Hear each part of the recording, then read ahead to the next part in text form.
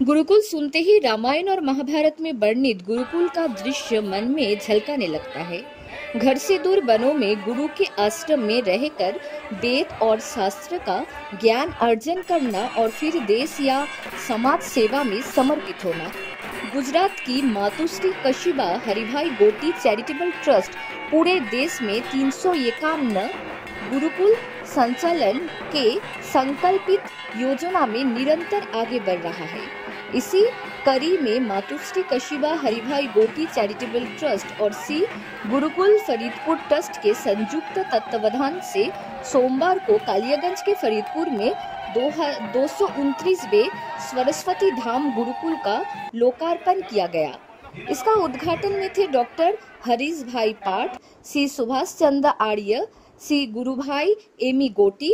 विशेष अतिथि में थे रायगंज के सांसद कार्तिक चंद्र पाल, सरपंच श्री धरना बाला राय, आर्य समाज सिलीगुड़ी प्रधान राजकुमार शर्मा और विशेष अतिथि विशेष।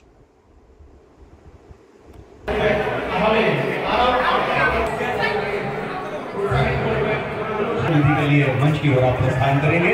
पैरों पे हाथ रखने से बहुत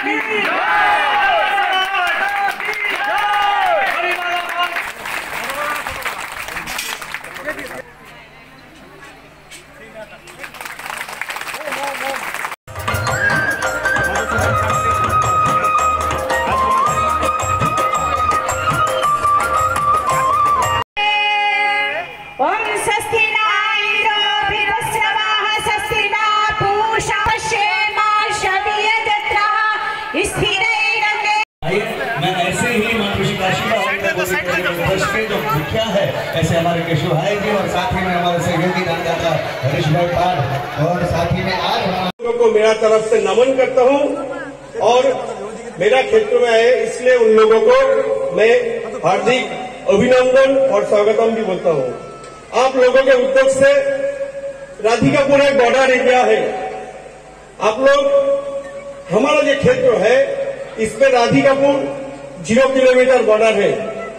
यहाँ के हमारा जितने भी गांव है सब लोग को यहाँ पे शिक्षा हो चाहे हेल्थ हो सब चीज का कमी है, फिर भी आप लोगों ने इस बॉर्डर एरिया के लिए इतना बड़ा उद्योग लिया है। मैं आपके तरफ से आप लोगों को फिर एक बार नमन करता हूँ। और हमारे এখানে যে ট্রাস্টের পরিবার রয়েছে আমি তাদেরকেও নমস্কার করছি। এই এত বড় একটা উদ্যোগ নেওয়ার জন্য আমি सांसद হিসেবে अनेक प्रतिकूलता रही। हम सांसद हैं मगर हम भाजपा के हैं, इसलिए बंगाल में काम करने के लिए बहुत सारी दुविधाएं हम लोगों के हैं। फिर भी मैं आज यहाँ पे ये बात रख रहा हूँ, मेरा तरफ से अगर कोई भी सुविधा इसको मिले हम 100% कोशिश करेंगे, क्योंकि हमारा जितने सारे गांव है, हमारा ये रायगंज लोकसभा है तो बहुत पिछड़ा हुआ है। ना यहाँ पे हेल्थ है, ना यहाँ पे एजुकेशन है, ना यहाँ पे ठीक ठाक करके कोई भी हम लोगों का जो कर्म है उसका नहीं है। इसलिए हर गांव का हर एक आदमी का कोई ना कोई आदमी बाहर में काम करने के लिए जाता है। और दूसरा बात यह है, अभी जो बंगाल का स्थिति है, यहाँ का जो स्थिति है, यहाँ का जो सिचुएशन है, ये आप लोग सब लोगों को भी मालूम है। इसलिए आप लोगों को मैं विनती करता हूँ, ये आने वाले समय में हमारा जो सपना है, हम आप लोगों का जो सपना है, ये सपना सार्थक करने के लिए हम लोग एक साथ मिल के काम करेंगे। और इसके साथ साथ हमारा जो गुरुकुल छात्रावास है, गुरुकुल स्किल ट्रस्ट को भी हम लोग सब मिलकर आगे बढ़ाएंगे। हम ज्यादा बात नहीं करेंगे, बहुत ढेर सारी समय होगा। इसके बाद हम मेरा जो छात्र छात्री उन लोगों के लिए मेरा मैसेज है, তোমরা আগামী দিনে আমাদের ভবিষ্যৎ, তোমাদের মধ্যেই হয়তো আমাদেরকে গুরুকুলের বড় ট্রাস্টের জায়গায় পৌঁছাবে, কেউ ডাক্তার হবে, কেউ ইঞ্জিনিয়ার হবে, কেউ ভারতবর্ষকে নেতৃত্ব দিবে। আমি তোমাদের সফল ভবিষ্যৎ কামনা করি, তার সাথে আমি এই গুরুকুল ট্রাস্টের সার্বিক সাফল্য কামনা করি এবং তার সাথে আমি আবারও সবাইকে সশ্রদ্ধ নমস্কার জানিয়ে আমার বক্তব্য শেষ করছি। একবার বলুন ভারত মাতা কি। कौन से दायित्व में है आप यहाँ? कौन से दायित्व ट्रस्ट में? हाँ, मतलब कौन से दायित्व में है इस ट्रस्ट के? ओके। नमस्ते मित्रों, सबको मेरा प्रणाम, नमस्कार, वंदन। मेरा नाम केशु भाई गोटी, मैं सूरत गुजरात से हूँ और मातुश्री काशीबा हरिभाई गोटी चैरिटेबल ट्रस्ट के ओर से भारत में 17 राज्यों में जो शिक्षण भवन निर्माण किए जाते हैं, इसमें से 229वां भवन का आज इनॉग्रेशन था। वो फरीदपुर कालियागंज जिला उत्तर दिनाजपुर राज्य पश्चिम बंगाल में, वहाँ हम आए हुए हैं।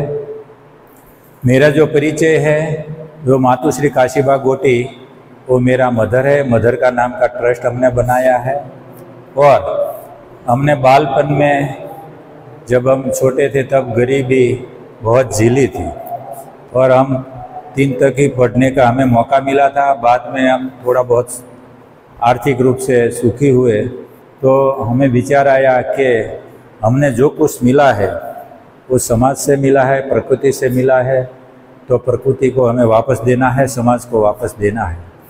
तो हम क्या करें?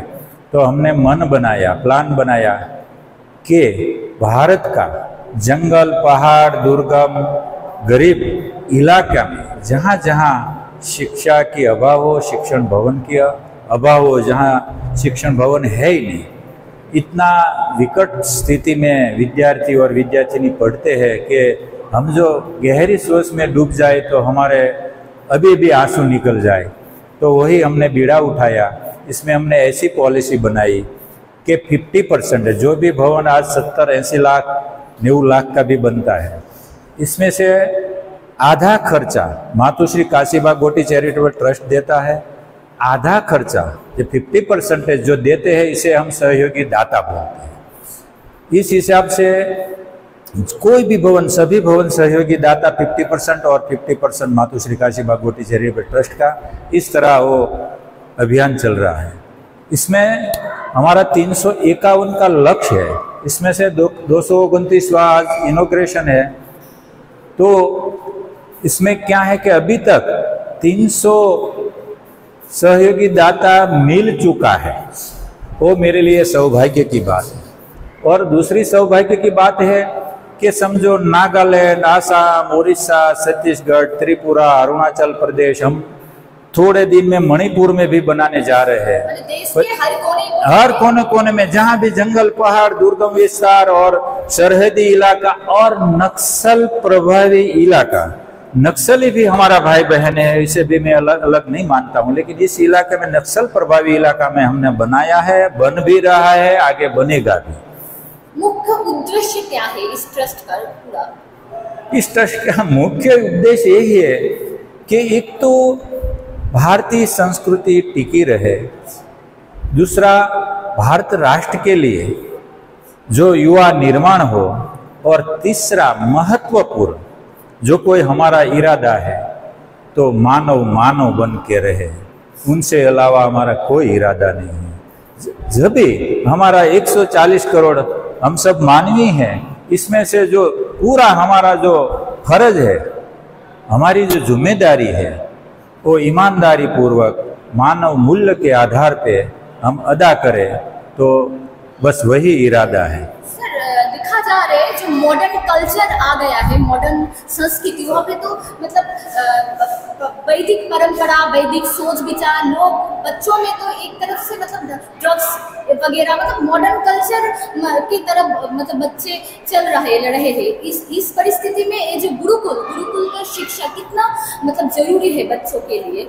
और मेरी अंगत समझ है और अभियान की भी वो सोच है कि समय कभी रुकता नहीं है, बदलाव कभी रुकता नहीं। संसार का नियम है कि परिवर्तन संसार का नियम है, तो उनके साथ गुरुकुल को बदलना पड़ेगा। अपनी जो भी कार्य पद्धति है उसको बदलना पड़ेगा। मैं लगातार कोशिश कर रहा हूँ कि गुरुकुल की कार्य पद्धति बदली जाए, अदरवाइज हम मिट जाएंगे। समय किसी का वेट नहीं करता है, इसलिए अभी जो गुरुकुल की, खास करके आर्य समाज गुरुकुल की जो पद्धति, 100% नहीं बोलता हूँ, लेकिन हमने अभी तक 30 जगह पे आर्य समाज के गुरुकुल में काम किया है। इसमें से ज़्यादातर वो रूढ़िगत चल रहा है, इसलिए मैं उनके साथ सहमत नहीं हूँ। उसमें बदलाव होना चाहिए, अदरवाइज हम मिट जाएंगे। वही मेरा मानना है कि जो परिवर्तन आ रहा है उसको स्वीकारना ही पड़ता है, वही मेरा मानना है और अभियान का मानना है। मतलब बिहार में बच्चों को परंपरा, जो प्राचीन युग से परंपरा, वो सिखाया भी जाएगा।